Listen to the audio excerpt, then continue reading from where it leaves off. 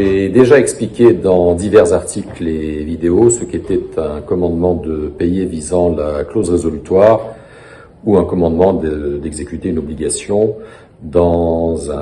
concernant un bail commercial. J'ai expliqué pour les bailleurs que lorsqu'un locataire a un arriéré de loyer, eh bien, même si on ne veut pas se montrer trop sévère, il ne faut pas les laisser s'accumuler trop longtemps.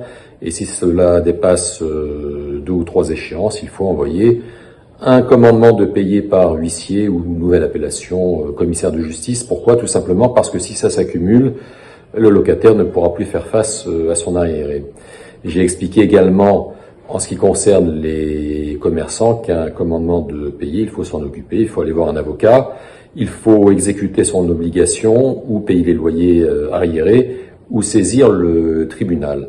Aujourd'hui, je veux dire simplement qu'un commandement de faire ou d'exécuter une obligation doit être délivré de bonne foi par le bailleur. Je vous donne un exemple. S'il est délivré de mauvaise foi, il peut être annulé, rejeté par le tribunal.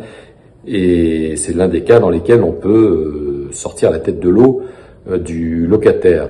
Dans une affaire, par exemple, nous avions un local dans lequel, évidemment, il était interdit, selon les termes du bail, d'abattre une quelconque cloison sans demander l'autorisation du bailleur.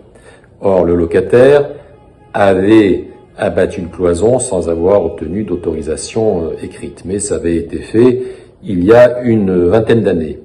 Les locaux ont été vendus, le bailleur a changé, puis le nouveau, au terme du bail, s'est dit plutôt que de verser une indemnité d'éviction pour reprendre et faire construire un immeuble sur ce terrain, je vais saisir l'occasion de cette cloison qui a été abattue et je vais, avec un commandement de payer visant la clause résolutoire, obtenir la résiliation du bail et en conséquence récupérer mon local gratuitement sans verser d'indemnité d'éviction.